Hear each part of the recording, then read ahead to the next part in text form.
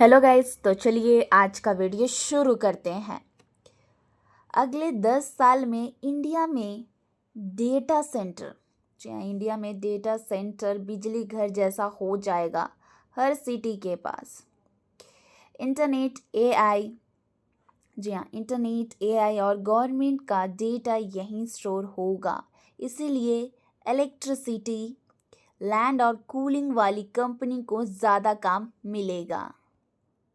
अब हम बात करते हैं न्यूज़ की। तो ये जो कि न्यूज़ किसके बारे में है, तो ये न्यूज़ बताती है कि आने वाले 10 साल, जी हाँ, आने वाले 10 साल में 2035 तक इंडिया में डेटा सेंटर इंडस्ट्री बहुत तेज़ी से बढ़ेगी और बदलेगी।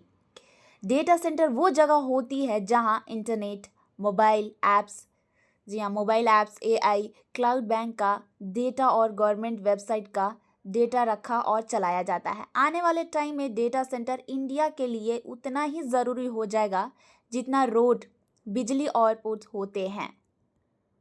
और अब बात हो रही है कि इंडिया का डेटा सेंटर मार्केट कितना बड़ा होगा, तो वो बात हो रही है।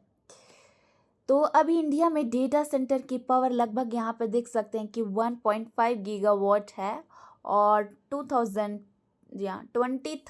तक ये बढ़कर लगभग यहाँ पे देख सकते हैं कि 14 गीगावाट हो जाएगा, मतलब लगभग 10 गुना ज़्यादा।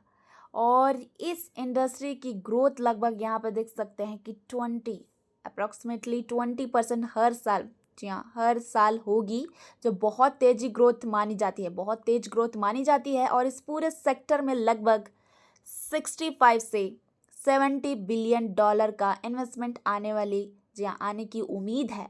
और इस ग्रोथ के बाद इंडिया दुनिया के टॉप, यहाँ पर देख सकते हैं, दुनिया का टॉप डेटा सेंटर कंट्री में शामिल हो जाएगा। और अब बात हो रही है कि ये ग्रोथ क्यों हो रही है, या ये ग्रोथ क्यों हो रही है, तो मेन रीज़न क्या है। तो यहाँ पे देख सकते हैं कि बैंक, आईटी कंपनीज और जो कि गवर्नमेंट ज़्यादा से ज़्यादा क्लाउड का यूज़ कर रही है, इसलिए डेटा सेंटर बढ़ रहे हैं।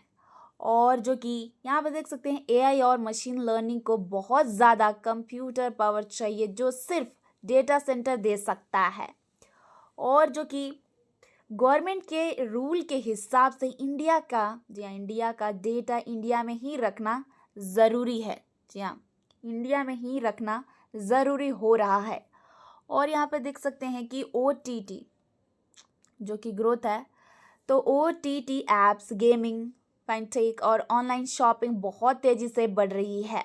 इसीलिए ये जो कि डेटा सेंटर है, ये जो कि डेटा सेंटर बहुत ही आगे बढ़ रहा है। तो यहाँ पे देख सकते हैं कि डिजिटल इंडिया, यूपीआई, आधार और सरकारी वेबसाइट की वजह से रोज नया डेटा बनते जा रहा है। तो जितना ज़्यादा डेटा होगा उतना ही ज़्यादा डेटा सेंटर चाहिए होगा। तो और अब बात हो रही है इंडिया में डेटा सेंटर के टाइप्स, जो मतलब कितने टाइप्स के डेटा सेंटर है वो बात हो रही है। तो इंडिया में यहाँ पे देख सकते हैं कि 3 मेन टाइप्स के डेटा सेंटर होते हैं। तो पहला है हाइपर स्केल डेटा सेंटर। ये डेटा सेंटर एआई और क्लाउड के काम के लिए यूज़ होता है और इनका जो कि साइज़ में बहुत बड़ा होता है, जी हाँ, ये साइज़ में बहुत बड़ा होता है। यहाँ पे देख सकते हैं कि 200 से 500 MW, जी हाँ। और जो कि इन्हें गूगल, अमेज़न और माइक्रोसॉफ्ट जैसे बड़े कंपनी यूज़ करती है। और अब ये सेकंड है, जी हाँ, ये सेकंड है। तो ये जो कि, जी हाँ, ये सेकंड है, ये जो कि है मतलब कि ये इन्हें मतलब कि ये डेटा सेंटर कंपनी और बिजनेस के लिए होता है, जी हाँ, ये मतलब बिजनेस और कंपनी के लिए होता है। इसमें सेफ और शेयर इंफ्रास्ट्रक्चर मिलते हैं, जी हाँ, सेफ और शेयर इंफ्रास्ट्रक्चर मिलते हैं। और अब बात हो रही है एज डेटा सेंटर की। तो ये डेटा सेंटर यहाँ पे देख सकते हैं कि TIER2 और TIER3 सिटीज़ में होता है। और यहाँ पे देख सकते हैं कि 5G, OTT और स्मार्ट सिटीज़ जैसे सर्विस को तेज़ी से और बिना डिले चलने में ये मदद करता है।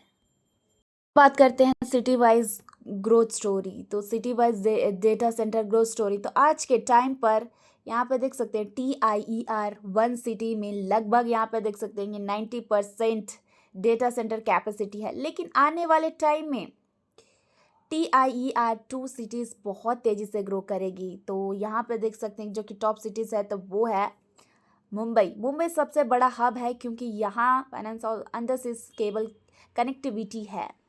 और दूसरा है चेन्नई, इम्पॉर्टेंट है क्योंकि यहाँ ग्लोबल कनेक्टिविटी और AI का यूज़ ज़्यादा है। और अब बात हो रही है हैदराबाद, तो जो कि हैदराबाद में हाइपर स्किल डेटा सेंटर सबसे तेज़ी से बढ़ रहा है।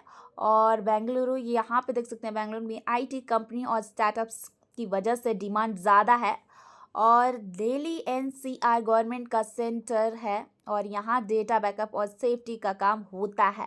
और अब बात करते हैं अहमदाबाद, कोची, विजाग, नए और इमर्जिंग डेटा सेंटर हब्स बन रहे हैं। और यहाँ पे है जो कि इंदौर, जयपुर, कोयम्बटूर, तो ये जैसे शहर में एड्ज, जी हाँ, जबकि यहाँ पे देख सकते हैं 8DC ग्रोथ, तो जो कि एड्ज डेटा सेंटर बन रहे हैं।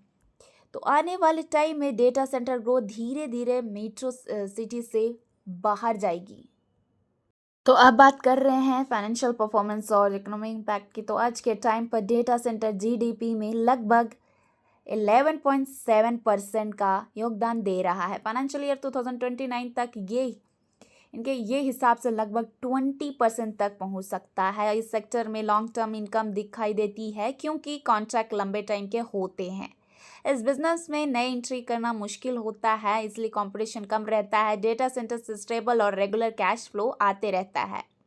इस ग्रोथ का फाइनेंशियल फायदा डेटा सेंटर को ऑपरेट करने को मिलता है। इसका साथ पावर और जो कि रिन्यूएबल एनर्जी कंपनी को भी फायदा होता है। EPC और इंफ्रास्ट्रक्चर कंपनी को नया प्रोजेक्ट मिलता है। रियल एस्टेट और REIT इन्वेस्टर्स को स्टेबल इनकम मिलती है। तो कूलिंग वाटर और इक्विपमेंट सप्लायर को बिजनेस भी बढ़ते हैं। तो ये सेक्टर आने वाले टाइम में फाइनेंशियल स्ट्रॉन्ग और स्टेबल बन जाएगा। तो देखिए, कोई भी आपको स्टॉक बाई या सेल करने के लिए नहीं बोला जा रहा है, जस्ट आपको नॉलेज के लिए प्रोवाइड किया जा रहा है। Thank you.